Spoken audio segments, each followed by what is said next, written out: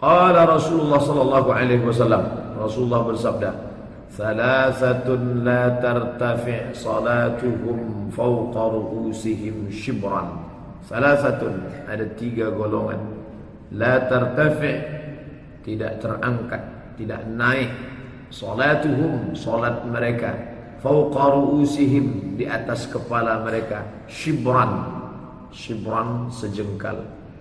Makna pertama yang disebutkan dalam hadis ini, bahwa salat mereka tidak terangkat walaupun sejengkal di atas kepala, salatnya tidak bisa menaungi dirinya.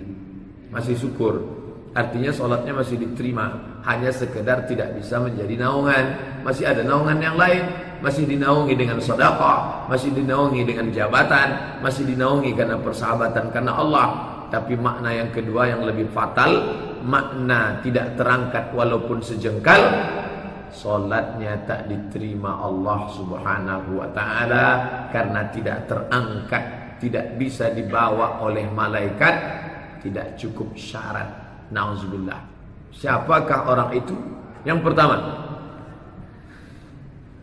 imamun amma qauman wa hum lahu karihun. Rajulun amma qauman, seseorang, amma ya ummu, imamun, seseorang yang menjadi imam bagi sekelompok, qauman, kaum, seseorang yang menjadi imam bagi sekelompok kaum, wa hum lahu karihun, sedangkan orang itu tak suka kepada dia. Imam apa yang dimaksud nih Pak Ustadz? Dalam Islam imam itu 2. Yang pertama imamatun sughra, imam kecil. Yang kedua imamatun kubra, imam besar. Imam kecil, imam salat. Imam salat subuh kita tadi, itu imam kecil dalam masyarakat komunitas kecil. Kalau sampai imam tadi maju, lalu kemudian orang tak suka, maka imam itu termasuk yang solatnya tidak diangkat walaupun sejengkal dari atas kepalanya. Maka adakanlah survei Masjid An-Nur, buat kuesioner, apakah anda suka dengan Ustadz Nazri? Ternyata 90% mengatakan tak suka. Maka solat Ustadz Nazri tak terangkat walaupun sejengkal dari kepala. Tapi tengok dulu alasannya. Mengapa anda tak suka? Ayatnya panjang betul. Saya maunya inna a'tayna sama kul kul kul. Jadi makna rajulun amma qauman wa hum lahu karihun, orang yang maju menjadi imam sedangkan masyarakat itu tak suka sama dia. Kenapa? 3 sebabnya. Li fisqihi wa jahlihi wa bid'atihi. Begitu dalam syarah hadis ini.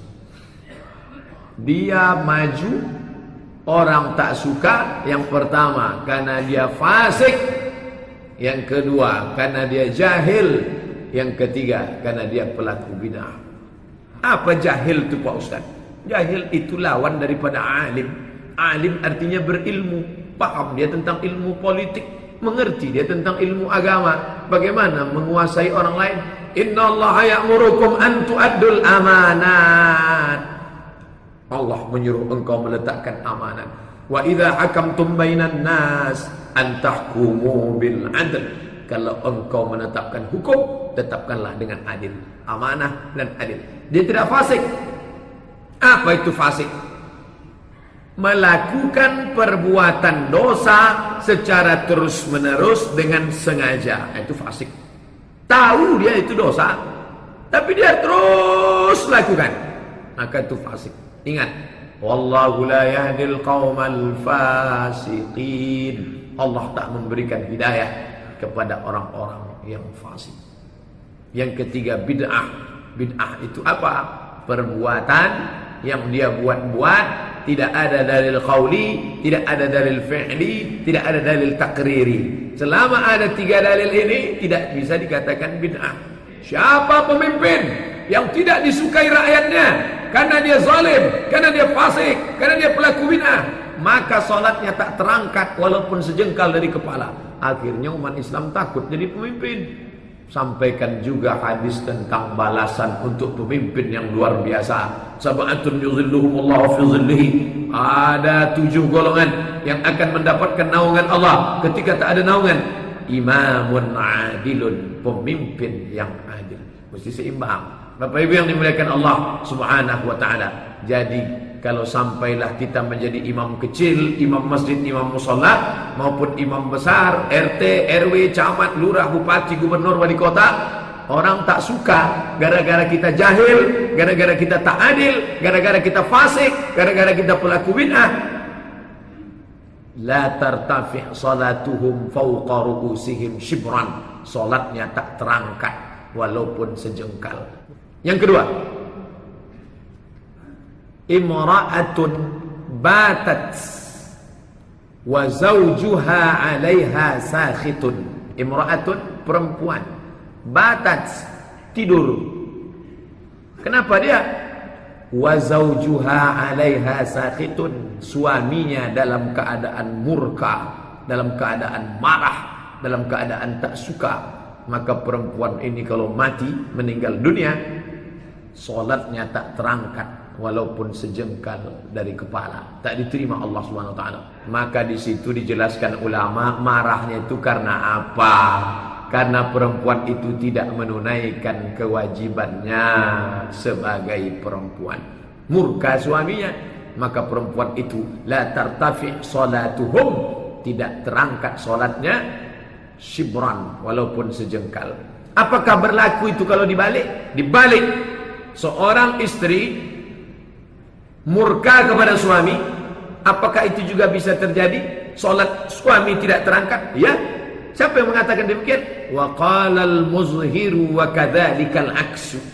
Imam Al-Muzhir berkata, itu pun berlaku juga pada laki-laki sebaliknya. Seorang istri yang marah kepada suami. Kenapa dia marah?